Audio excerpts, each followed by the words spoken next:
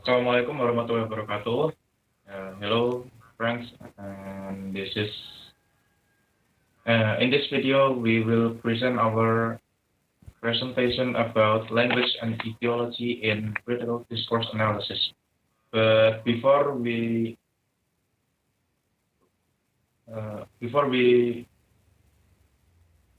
present it, let me introduce about this group first. Uh, in this group, we have two members. The first one is myself, Rizaldi Gibran with student number A3201 and 018. And the second member is Nico Wikang. The student number is A32019013. Next. In language and etiology itself, we divide it into four parts. The number one is location of etiology. Number two is discourse and text. And number three is hegemony, and number four is limit of etiology. And let's move to the slide one of location of etiology. Etiology infers language in various ways at various levels. A number of account placed in some of system of potential underlying language practice. These structures are defined for various varieties of a language, not for a language per se. An alternative location for etiology would be discursive event itself, claims to discover etiological process solely through text analysis run into the problem now familiar in media sociology, the text consumer. The consumer in this means readers and viewers appears sometimes to be quite immune to the effect of such etiologies. Thanks. The Saussurean conception of language use or paralysis is an individualistic and asocial terms in using the terms discourse language used to be imbricate in social and relation and process with systematically determined variation in its properties, including the linguistic form which appear in text. One aspect of this imbrication in the social which is inherent to the notion of discourse is that language is a material form of etiology, and language is infested by etiology. Discourse is shaped by structures, but also contributes by shaping and reshaping them to reproducing and transforming them. Next. Etiology enters this picture first in the etiological investment of elements which are drawn upon in producing or interpreting a text. The ways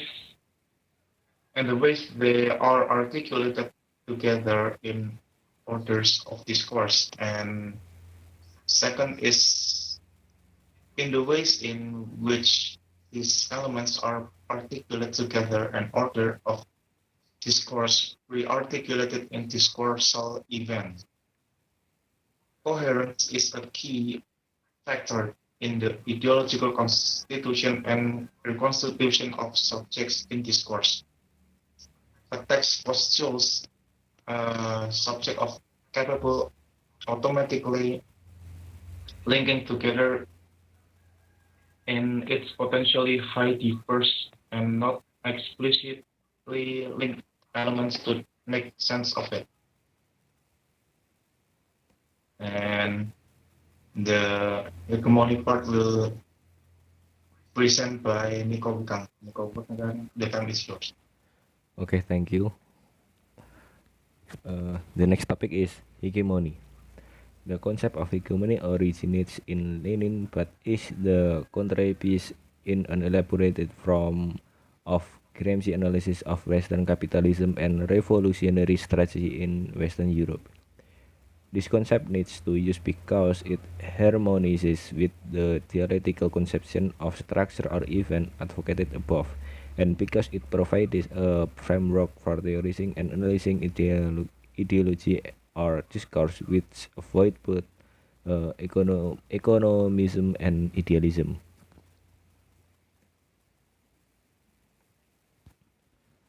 An order of discourse constitutes the discursial or ideological phase of contradictionary and unstable equilibrium or hegemony.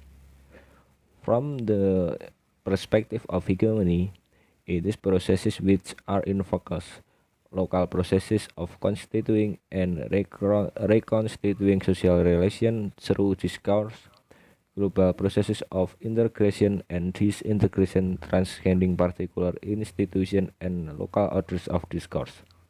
Discoursal change and its relationship to ideological change and to social struggle and change in a broader sense is where the emphasis must be placed and where the language or ideology problem should be confronted. Okay, the last topic is limits of ideology.